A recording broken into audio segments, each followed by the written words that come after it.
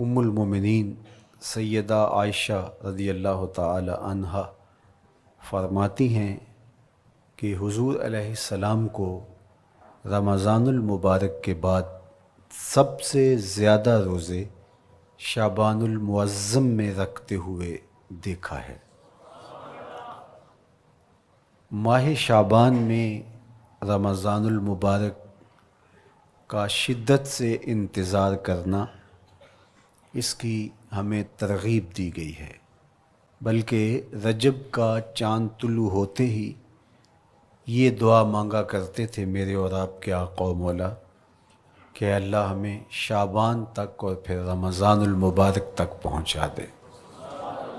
اس مہینے کا آنے والے موسم نور کا استقبال کرنا، اس کے شوق میں بے تابیوں کا اظہار کرنا، یہ اللہ جل شانہ کے ساتھ محبت کی علامت ہے۔ شعبان المعظم کے دن گن گن کے گزارے جائیں کہ اتنے دن رہ گئے ہیں رمضان المبارک میں، اب اتنے دن رہ گئے ہیں رمضان المبارک میں۔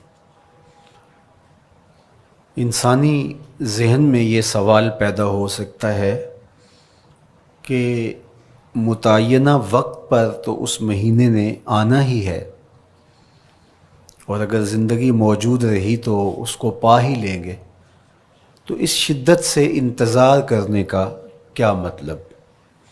تو اس کا جواب یہ ہے، بیرون ملک سے کسی کے بزرگ نے، والد نے یا کسی کے بیٹے نے آنا ہو تو وہ 2 ماہ قبل ہی آنکھیں فرش راہ کیے ہوتے ہیں اور گن گن کے دن گزار رہے ہوتے ہیں، اور جو ہی لمحے قریب آتے ہیں تو پھر گھڑیاں اور ساعتیں بھی گنی جاتی ہیں۔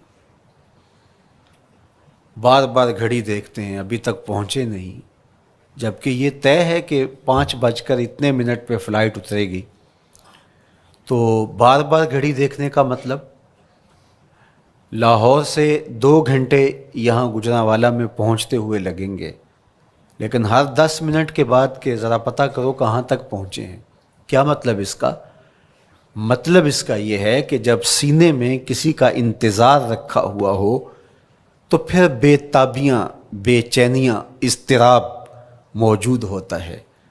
ہم دنیا کے لوگوں کے ساتھ جو ربط و رشتہ رکھتے ہیں اس کے مطابق ان کا انتظار ہوتا ہے۔ کچھ آنے والے ایسے بھی ہوتے ہیں جنہوں نے ہمیں بتایا ہوتا ہے کہ فلاں دن ہم پہنچیں گے، اور وہ دروازے پہ دستک دے رہے ہوتے ہیں اور ہم سو کے اٹھ رہے ہوتے ہیں، اور اچانک جب پتہ چلتا ہے کہ فلاں باہر دروازے پہ دستک دے رہے ہیں تو ہم استقبال تو کر رہے ہوتے ہیں، لیکن ہمارے ذہن میں یہ بھی ہوتا ہے وہ میں بھول گیا، تو اب تو یہ کام بھی میرے ذمے ہے، تو مجھے یاد آ گیا ہوتا۔ تو جن لوگوں کے لیے دل میں محبتوں کی جگہ ہو تو ان کے لیے پھر سارے کام مؤخر کر کے ان کے استقبال کیے جاتے ہیں۔ یہ مہینہ اللہ کی رحمتوں کا موسم بہار ہے، چھم چھم رحمتیں برستی ہیں، انوار اترتے ہیں، گناہگاروں کو آتش دوزخ سے نجات بخش دی جاتی ہے۔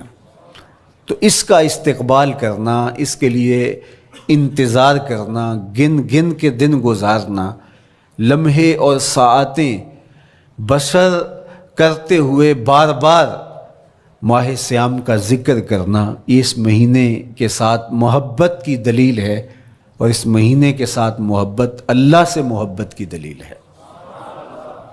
اس لیے اس مہینے کا استقبال کرنا، اس کے لیے تیاری کرنا، اپنے گھر کو صاف کرنا، اس کے لیے اپنی اولاد کے دل میں شوق پیدا کرنا اور ماحول پہلے پیدا کرنے کی کوشش کرنا، تاکہ جو ہی یہ ماہ جلوہ گر ہو تو روزہ رکھنے کا مزاج پیدا ہو چکا ہو، تلاوت کلام مجید کا مزاج پیدا ہو چکا ہو، دیگر نوافل اور اچھے اعمال بجا لانے کی عادت پڑ چکی ہو۔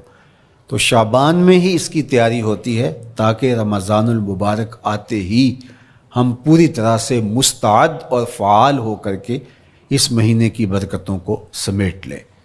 اللہ کے محبوب علیہ السلام نے ارشاد فرمایا کہ جب ماہ صیام آتا ہے فتحت ابواب الجنہ، تو جنت کے 8 دروازے کھول دیے جاتے ہیں۔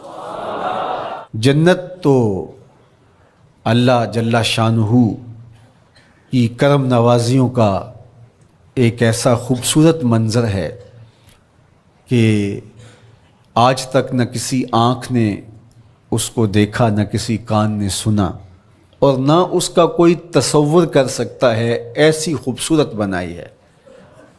وہاں کی ہوائیں جب چلتی ہیں تو گرد نہیں اڑتا، کستوری اڑتی ہے۔ وہاں دودھ کی، شہد کی، مائع معین، کوثر، سلسبیل کی نہریں بہتی ہیں، موتی زمرد کے محلات بنے ہوئے ہیں۔ وہ خوبصورت محل اور وہ خوبصورت جنت کا ماحول، لیکن اس کے باوجود اس خوبصورت جنت کو، مرصع جنت کو، نظیف ترین بقعۂ رحمت کو 11 ماہ تک رنگ و روغن کیا جاتا ہے رمضان المبارک کے استقبال کے لیے، اور جب یہ مہینہ آتا ہے تو اس کے دروازے کھول دیے جاتے ہیں، اور جنت کے 8 دروازوں میں سے ایک دروازے کا نام باب الریان رکھا گیا ہے، جو صرف روزہ داروں کے اعزاز و تکریم کے لیے ہے۔ روزہ دار اس دروازے سے گزر کے جنت جانے۔ تو آپ اندازہ کیجئے کہ اللہ نے اس ماہ مبارک کو کیا عزت دی ہے، کیا پروٹوکول دیا ہے، کیا تکریم بخشی ہے کہ نبیوں کا امام، امام المرسلین، خاتم الانبیاء، محبوب خدا اس مہینے کے لیے منتظر رہتے کہ یہ مہینہ آنے والا ہے، یہ مہینہ آنے والا ہے۔ حضرت سیدنا سلمان فارسی رضی اللہ تعالی عنہ فرماتے ہیں کہ شعبان کی آخری تاریخ کو حضور نے ایک خطبہ ارشاد کیا۔ بعض علماء نے کہا کہ یہ شعبان کا آخری جمعہ تھا، یا ہو سکتا ہے کہ آخری جمعہ 29 شعبان کو ہی ہو۔ تو رمضان المبارک سے قبل حضور نے یہ خطبہ ارشاد کیا، جو مختلف کتب احادیث میں موجود ہے۔ یا ایھا الناس، اے لوگو، قد اظلکم شہر عظیم، اللہ نے تمہارے اوپر ایک بہت پاکیزہ، پر نور، عالی مرتبت مہینہ سایہ فگن کر دیا ہے۔ شہر فیہ لیلۃ خیر من الف شہر، اس مہینے میں ایک ایسی رات ہے جو 1000 مہینے سے بہتر ہے۔ جعل اللہ صیامہ فریدہ و قیام لیلۃ تطوع، اس مہینے کے دن کے روزے فرض قرار دیے گئے اور راتوں کا قیام نفل بنایا گیا۔ تراویح کی صورت کے اندر راتوں کے قیام کا ماحول پیدا ہوتا ہے، صلاۃ اللیل پڑھی جاتی ہے، نوافل پڑھے جاتے ہیں کثرت کے ساتھ۔ یہ اس مہینے کی شانیں ہیں، یہ اس مہینے کی رونقیں ہیں۔ اس مہینے میں اللہ تعالیٰ نے خاص کرم نوازیاں عطا کی ہیں اہل ایمان کو۔ ومن تقرب فیہ بخصلۃ من الخیر کان کمن ادی فریضۃ فیما سواہ، ایک نفل کا ثواب ایک فرض کے برابر اس مہینے میں کر دیا جاتا ہے۔ ومن ادی فریضۃ کان کمن ادی 70 فریضۃ فیما سواہ، اور اگر کوئی ایک فرض ادا کرتا ہے تو اس کو 70 فرائض کا ثواب ملتا ہے۔ اس قدر نیکیوں کا اجر بڑھا دیا جاتا ہے، ان کی قیمت بڑھا دی جاتی ہے اس مہینے میں۔ اور پھر ارشاد فرمایا وَهُوَ شَهْرُ الصَّبْرِ، یہ صبر کا مہینہ ہے۔ ہونے کے باوجود بھی انسان تناول نہیں کرتا، ٹھنڈا میٹھا مشروب میسر ہے اور زبان کانٹا بن گئی، حلق خشک ہو گیا، لیکن اس کے باوجود بھی ایک گھونٹ حلق سے نیچے اتارنے کا روادار نہیں ہوتا۔ وضو کرتے بھی احتیاط کرتا ہے، کوئی قطرہ آب حلق سے نیچے نہ ٹپک جائے۔ تو یہ صبر سکھاتا ہے، جب ہو بھی تو انسان اس سے گریز کرے، تو جب ہوگا نہیں تو پھر انسان صبر کا عادی بن جاتا ہے، تو یہ صبر کی عادت ڈالتا ہے۔ یہ شہر الصبر ہے۔ پھر فرمایا والصبر ثوابہ الجنہ، اور سنو صبر کا ثواب جنت ہے۔ جو شخص صابر ہوتا ہے اس کا صلہ جنت کی صورت میں عطا کیا جائے گا۔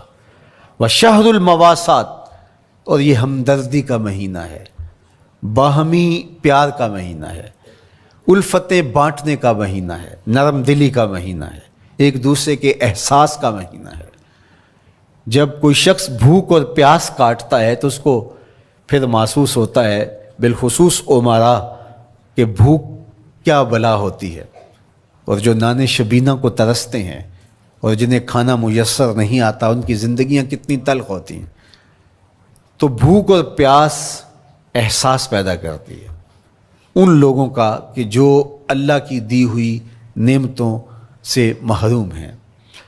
تو اس لیے یہ ایک قسم کا رحم دلی کا مہینہ ہے، پیار بانٹنے کا مہینہ ہے، یہ الفتیں تقسیم کرنے کا مہینہ ہے۔ وَشَهْرٌ يُزَادُ فِيهِ رِزْقُ الْمُؤْمِنِ، اور یہ ایسا مبارک مہینہ ہے جس میں مومن کا رزق بڑھا دیا جاتا ہے۔ روزہ کھانا بچانے کے لیے یہ اخراجات کم کرنے کے لیے نہیں ہے، بلکہ اس میں آپ کا رزق اور بڑھ جاتا ہے۔ ایسی ایسی نعمتیں کھانے کو ان لوگوں کو بھی نصیب ہو جاتی ہیں عام دنوں میں جو ان کا مقسوم نہیں ہوتی۔ دسترخوان لگتے ہیں، افطاریاں ہوتی ہیں، سحری کے لمحات ہوتے ہیں، کوئی کسی کو ویسے کھانا کھلائے تو اس دسترخوان پہ کھانے کے لیے آنا اس کا اور رنگ ہوتا ہے۔ لیکن افطار کا دسترخوان جب بچھتا ہے اور لوگ جب اس کے اوپر آتے ہیں، امیر بھی آتے ہیں، غریب بھی آتے ہیں، تو اللہ کی دی ہوئی نعمتیں جو دسترخوان پہ پڑی ہوتی ہیں ان کو اٹھاتے ہیں، کام و دہن کی تسکین کا سامان کرتے ہیں، عزت نفس بھی مجروح نہیں ہوتی اور طرح طرح کی نعمتیں کھانا بھی دستیاب ہو جاتی ہیں۔ تو یہ ایک مہینہ ہے مواسات کا، اس میں رزق بڑھ جاتا ہے، غرباء تک بھی اللہ کی نعمتیں وہ پہنچتی ہیں جو عام دنوں میں ان کو میسر نہیں ہوتی، اور امراء بھی نعمتوں کا لطف لیتے ہیں، نعمتوں کا مزہ انہیں آتا ہے، اس لیے کہ بھوک کاٹنے کے بعد جب ان کو نعمت میسر آتی ہے تو پھر انہیں احساس ہوتا ہے۔ جو شخص ہر وقت سیراب رہتا ہے تو اس کو کیا پتہ کہ شدید بھوک کے بعد کھانے کا لطف کیا ہوتا ہے، سخت پیاس کے بعد میٹھا اور ٹھنڈا مشروب جب رگوں کو تر کرتے ہوئے معدے تک پہنچتا ہے تو اس کی طراوت، اس کی ٹھنڈک، اس کی لذت، اس کا کیف و سرور، اس کی عذوبت کس طرح راحت بخشتی ہے۔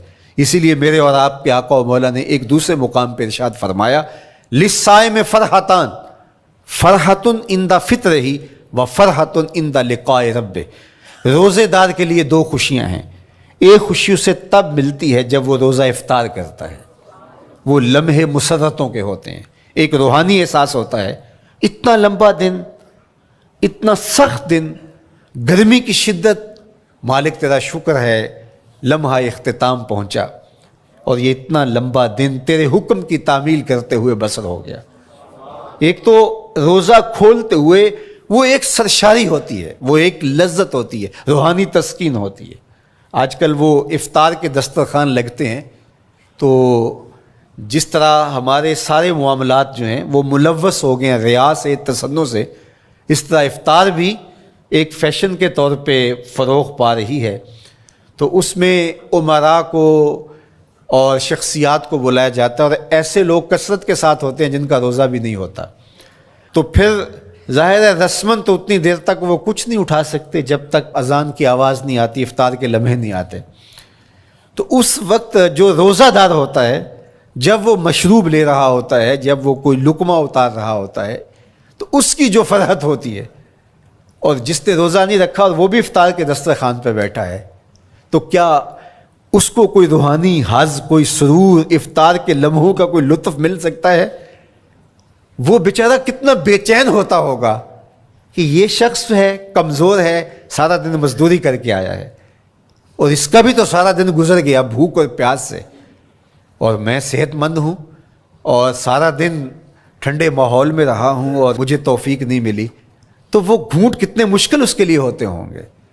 اور روزہ دار کے لیے کس قدر وہ آسودہ بخش لمحے ہوتے ہیں کہ جب اس کو یہ مسرت ہو رہی ہوتی ہے کہ مالک تیرا شکر، گرم موسم، زباں کانٹا، حلق خشک، اور تو نے تکمیل تک لمحے پہنچائے اور میرا دن خیریت سے گزر گیا، تو وہ اس کے لیے ایک خوشی کا لمحہ، روحانی مسرت کی کیفیت۔ اور دوسری کہ جب وہ ٹھنڈا اور میٹھا مشروب، سارے دن کی سوکھی ہوئی زبان اور خشک حلق، اور انسان کی جو ہے وہ رگیں بھی، انتڑیاں بھی خشک ہو چکی ہوتی ہیں، تو ٹھنڈا اور میٹھا مشروب جب انسان کے معدے کی طرف بڑھ رہا ہوتا ہے، زبان بولے نہ بولے، ایک ایک رواں اللہ کی حمد بول رہا ہوتا ہے، اور تشکر انسان کے رگ و ریشہ سے ادا ہو رہا ہوتا ہے، اور اس کی کیفیت، اس کی سرشاریاں، اس کی لذتیں وہ دیکھنے کی ہوتی ہیں۔ تو کہا للصائم فرحتان، روزے دار کو تو ایک فرحت اس وقت ملتی ہے عند فطر ہی، جب وہ روزہ کھولتا ہے، روحانی فرحت بھی، جسمانی فرحت بھی۔ وفرحۃ عند لقاء رب، اور دوسری فرحت اور دوسری خوشی اسے تب ملے گی جب اس روزے کے صلے میں اللہ تعالیٰ اپنے رخ انور سے پردہ اٹھا دے گا اور روزہ دار کو اپنے دیدار کی دولت عطا کرے گا، تو وہ پھر منظر دیکھنے والا ہوگا، روزہ دار کی آنکھیں ٹھنڈی ہو جائیں گی۔ اصل افطار تو وہ ہوگی نا، اللہ اکبر، اصل تو شربت دیدار ملے گا جو روح کی پیاس بجھا دے گا، جو من کی بھوک مٹا دے گا۔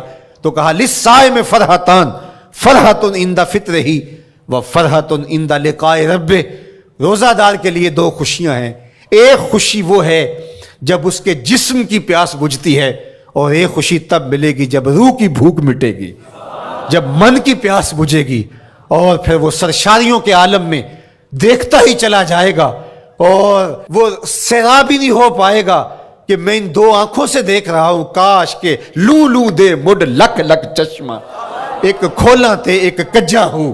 وہ اس آرزو میں ہوگا کہ میرا رواں رواں آنکھ بن جائے اور میں اس دیدار سے فیضیاب ہوتا چلا جاؤں۔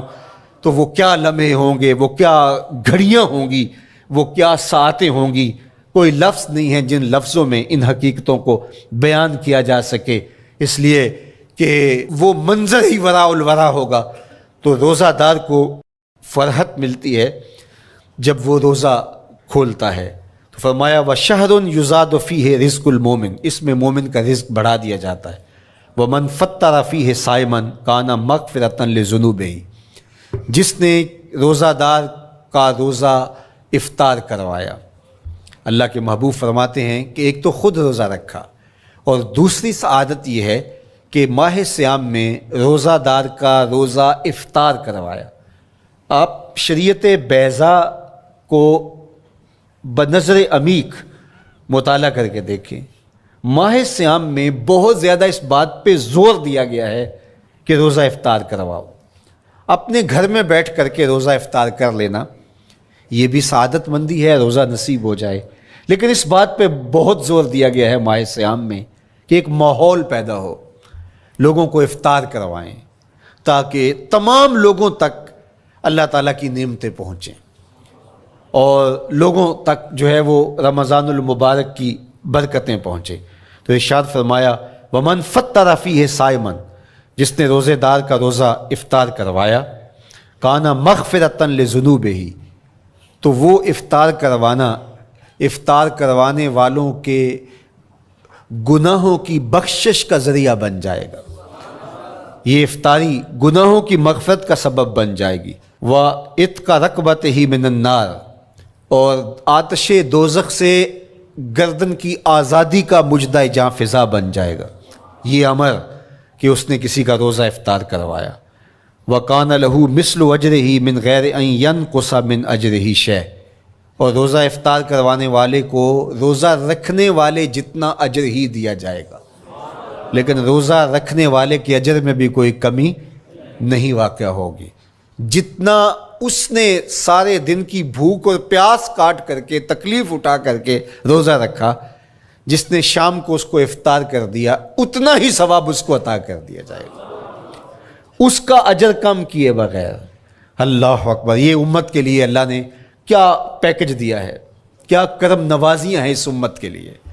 آقا کریم نے ارشاد فرمایا ایک شخص صبح سے لے کے ظہر تک مزدوری کرتا ہے، اس کو 1 قیراط دیا جاتا ہے، اور ایک شخص ظہر سے لے کر عصر تک مزدوری کرتا ہے، اس کو بھی 1 قیراط دیا جاتا ہے، اور ایک عصر سے لے کر مغرب تک مزدوری کرتا ہے، اس کو 2 قیراط دیے جاتے ہیں۔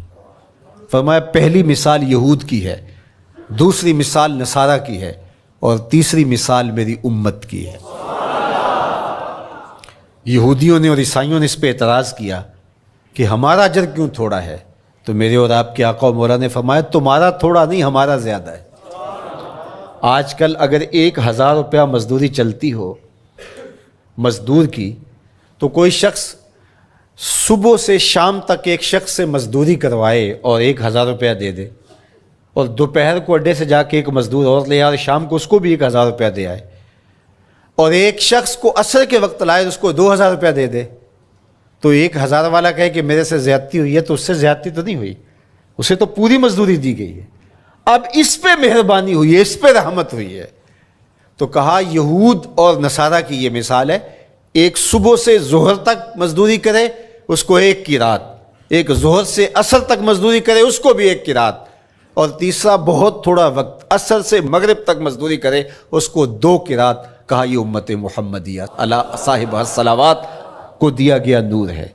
تو ایک شخص نے سویر سے لے کر شام تک روزہ رکھا، بھوک کاٹی، پیاس کاٹی، سخت شدت کی گرمی سہی، اور ایک شخص نے شام کے وقت اس کو روزہ افطار کروا دیا۔ اور سنو حضور علیہ الصلوۃ والسلام کا فرمان، جب حضور نے فرمایا کہ اس کو پورا اجر ملے گا پہلے کے اجر کو کم کیے بغیر، تو صحابہ کا تو دل تڑپنے لگا کہ یہ کتنی بڑی بات ہے۔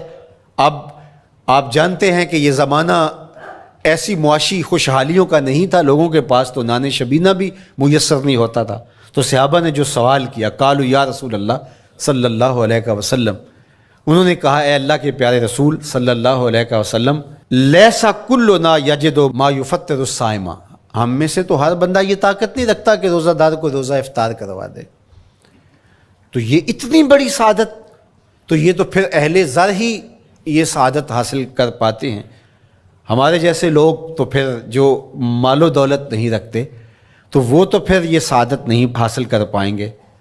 تو میرے اور آپ کے آقا و مولا نے کیا فرمایا؟ قال، حضور نے ارشاد فرمایا یؤتی اللہ ھذا الثواب، یہ ثواب اللہ اسے شخص کو بھی عطا کرے گا، من فطر صائما علی مزقۃ لبن او تمرۃ او شربۃ من ماء، فرمایا کہ یہ اجر اللہ اس کو بھی عطا کرے گا جس نے کسی کا روزہ 1 گھونٹ دودھ سے کھلوا دیا، یا 1 کھجور سے کھلوا دیا، یا پانی کے 1 گھونٹ سے اس کا روزہ افطار کروا دیا۔ لازمی نہیں ہے کہ دسترخوان سجا ہو، انواع اقسام کے کھانے پڑے ہوں، اور وہ افطاری ہی افطاری قرار پائے گی۔ جس نے کسی کو وہاں باہر ٹوٹیوں سے پانی کا گلاس بھر کے، کٹورا بھر کے سادہ پانی بھی پیش کر دیا تو اس کو بھی ثواب مل جائے گا۔ کتنا ثواب ملے گا؟ پورا روزہ رکھنے کا ثواب اس کو ملے گا۔ کتنی رحمتوں کی لوٹ سیل لگی ہے۔ کوئی ایسے بھی بانٹتا ہے، کوئی ایسے بھی کرم نوازیاں ہوتی ہیں، لیکن میرے رب کے خزانے کتنے کھلے ہیں۔ میں نے مدینہ المنورہ میں ایک شخص کو دیکھا کہ وہ روزے کے وقت وہاں سے ہی گلاس لیتا اور زمزم سے بھرتا اور روزہ داروں کے آگے رکھتا چلا جاتا، اور روزانہ اس کا یہ عمل ہوتا۔ نماز عصر کے بعد شروع ہوتا، جتنی اس کی پہنچ ہوتی ہر ایک کے آگے رکھتا چلا جاتا۔ پانی بھی وہاں سے لیا، گلاس بھی وہاں سے لیا۔ اللہ اکبر! فرمایا دودھ کا 1 گھونٹ یا پانی کا 1 گلاس یا 1 کھجور اس نے کسی کو پیش کی اور اس نے اس سے روزہ کھولا۔ اللہ کے محبوب فرماتے ہیں پہلے کے اجر میں بغیر کسی کمی کے اس کو پورا ثواب روزے کا نصیب ہوگا۔ اللہ اکبر! اب سنو، پھر حضور نے ارشاد فرمایا ومن اشبع صائما، اور جس نے صحیح اہتمام کے ساتھ روزے دار کو اچھا کھانا کھلایا، اچھی پرتکلف افطاری دی، سقاہ اللہ من الحوض شربتا لا یظمأ حتی یدخل الجنہ، اس کو حوض کوثر سے ایسا جام ملے گا کہ اس کو کبھی پیاس نہیں ملے گی یہاں تک کہ جنت میں چلا جائے گا۔ اللہ اکبر! اس کو کوثر کے جام نصیب ہوں گے حشر کی گرمی میں، اور آپ کو معلوم ہے، علماء سے آپ نے بارہا سنا ہوگا کہ جام کوثر جس نے ایک بار پی لیا پھر 50,000 سال کے دن میں اس کو دوبارہ پیاس نہیں لگے گی۔ یہ جام کوثر کی خصوصیت ہے۔ فرمایا وَهُوَ شَهْرٌ أَوَّلُهُ رَحْمَةٌ، یہ وہ مہینہ ہے جس کے پہلے 10 دن رحمت ہیں اور اس کا درمیانی عشرہ مغفرت ہے، وَآخِرُهُ عِتْقٌ مِّنَ النَّارِ، اور اس کا آخری عشرہ جو ہے وہ آتش دوزخ سے نجات کا ضامن ہے۔ فَاسْتَكْثِرُوا فِيهِ مِنْ 4 خِصَالٍ، کہا کہ 4 کام اس مہینے میں کثرت کے ساتھ کرو۔ خصلتان ترضون بہما ربکم، 2 کام تو وہ ہے جس سے تم اپنے رب کو راضی کرو گے۔ وخصلتان لا غنا بکم عنہما، اور 2 کام ایسے ہیں کہ ان سے بے نیاز نہیں ہو سکتے، تو وہ تمہیں کرنے پڑیں گے۔ اما الخصلتان اللتان ترضون بہما ربکم، وہ 2 خصلتیں، 2 کام جن کے ذریعے سے تم اپنے رب کو راضی کر سکو۔ فشہادت اللہ الہ الا اللہ، وہ گواہی دینا ہے لا الہ الا اللہ۔ وتستغفرونہ، اور تم کثرت سے استغفار کرو، اللہ سے بخشش مانگو۔ یہ 2 کام تم نے کرنے ہیں۔ وَأَمَّا الْخَصْلَتَانِ اللَّتَانِ لَا غِنَىٰ بِكُمْ عَنْهُمَا، اور وہ چیزیں جن کے بغیر تمہیں چارہ نہیں ہے۔ فَتَسْأَلُونَ الْجَنَّةَ وَتَعُوذُونَ مِنَ النَّارِ، اللہ سے جنت طلب کرو اور دوزخ سے پناہ مانگو۔ تو یہ 2 کام جو تمہاری ضرورت ہے تم اس مہینے میں کثرت کے ساتھ کرو۔ تو یہ مہینہ رحمتوں کی لوٹ سیل کا مہینہ ہے، یہ کرم نوازیوں کے امٹتے ہوئے دھارے ہیں، یہ سیل رحمت ہے جو کہ من کی سیرابی کا سبب اور ذریعہ ہے۔ خوش نصیب ہیں جو ماہ صیام کو خوبصورتی کے ساتھ بسر کرتے ہیں، اس کے آنے سے پہلے استقبال کرتے ہیں، گھروں میں صفائی کریں، اہتمام کریں، مساجد میں اہتمام کریں، تاکہ بچوں میں یہ شوق پیدا ہو کہ ماہ صیام آ رہا ہے۔ جب ہم بچے تھے تو ہمارے والدین رمضان المبارک سے قبل ہی رمضان المبارک کی تیاریاں شروع کر دیا کرتے تھے۔ اس وقت گھر میں شربت تیار ہوا کرتے تھے گڑ کے، اور وہ پہلے ہی مائیں گھر میں تیاری کرنا شروع کر دیا کرتی تھی۔ ایک شوق پیدا کرنا مقصود ہوتا ہے۔ تو کچھ چیزیں ایسی ہیں کہ آرڈر لکھیں اور 1 سیکنڈ میں گھر پہنچ جائے، لیکن کچھ چیزیں یہ جو ہے وہ تیار کرنی چاہیے، شوق پیدا ہو۔ گھروں کے اندر ماؤں کو چاہیے کہ افطاری کو اہتمام کے ساتھ تیار کریں تاکہ بچوں کو شوق پیدا ہو، اور یہ ایک ماحول پیدا ہو، قرآن مجید کی تلاوت کا ماحول پیدا ہو، جاگنے سونے کے جو ہے وہ شیڈول مرتب کیے جائیں، مساجد کی آبادی کا سامان کیا جائے۔ پچھلے سال تو بڑا اداس رمضان گزرا، اس لیے کہ کرونا کے حوالے سے جس طرح ملکی حالات تھے وہ آپ کے سامنے تھے۔ اس مرتبہ الحمدللہ اس طرح کے حالات نہیں ہوں گے، کچھ SOPs کو آپ کو فالو کرنا ہوگا، لیکن مسجدوں کی انشاءاللہ رونقیں بحال رہیں گی، اور صلاۃ و تراویح اور سحر و افطار کے لمحے، نوافل، تسبیحات، اذکار، نمازوں میں 5 گانہ حاضریاں، یہ کیسا خوبصورت ماحول ہوتا ہے، رحمتیں برس رہی ہوتی ہیں، انوار اتر رہے ہوتے ہیں، اور وہ کیا خوبصورت لمحے ہوتے ہیں اور کیا گھڑیاں ہوتی ہیں۔ انشاءاللہ امسال مرکز مصطفیٰ کے اندر صلاۃ التراویح کے لیے خاص طور پہ ہم اہتمام کر رہے ہیں۔ میری آرزو تھی کہ جب مرکز کی تکمیل ہو تو پھر رمضان المبارک کا اہتمام کے ساتھ جو ہے وہ ہم انتظام و انصرام کیا کریں گے، چونکہ اس سے قبل بہت سارے تعمیراتی کاموں کی وجہ سے ہم الجھے رہتے تھے، لیکن اللہ کے فضل سے اب مرحلہ اول کی تکمیل ہو گئی اور مرحلہ ثانی کی طرف ہم بڑھنے والے ہیں۔ تو اس رمضان المبارک کے اندر ہمارے لیے بیٹھنے کی جگہ، خواتین کے لیے انتظام، افطار کے لیے، سحر کے لیے، دوستوں کے لیے انشاءاللہ خوبصورت اہتمام ہوگا۔ بہت اچھے قاری قرآن جو ہے وہ صلاۃ التراویح پڑھائیں گے، تو وہ میٹھے اور دل آویز لہجے اور مرکز کا ماحول انشاءاللہ ذکر و فکر کے حلقے بھی ہوں گے، دروس قرآن کے حلقے بھی ہوں گے، تو ایک ماحول انشاءاللہ پیدا ہو، اور انشاءاللہ میں بھی آپ کے ساتھ ماہ صیام میں موجود رہوں گا، افطار کے لمحوں میں بھی، سحر کے لمحوں میں بھی، تراویح میں بھی، نمازوں میں بھی انشاءاللہ۔ اور پھر جب ہم ہوں گے تو ماہ صیام ہوگا، رحمت کی گھڑیاں ہوں گی، اترتے ہوئے انوار ہوں گے، محبتوں کا ہجوم ہوگا، افطار کے میلے ہوں گے، سحری کے خوشگوار لمحے ہوں گے، قرآن کی دل نواز صدائیں ہوں گی اور مرکز مصطفیٰ کا نورانی پرکیف سرمدی ماحول ہوگا، اور ہم اپنے رب سے اس کی رحمتیں طلب کریں گے۔ اللہ ہم سب کو اپنی پناہوں کا حصار دے۔ والسلام علیکم ورحمۃ اللہ۔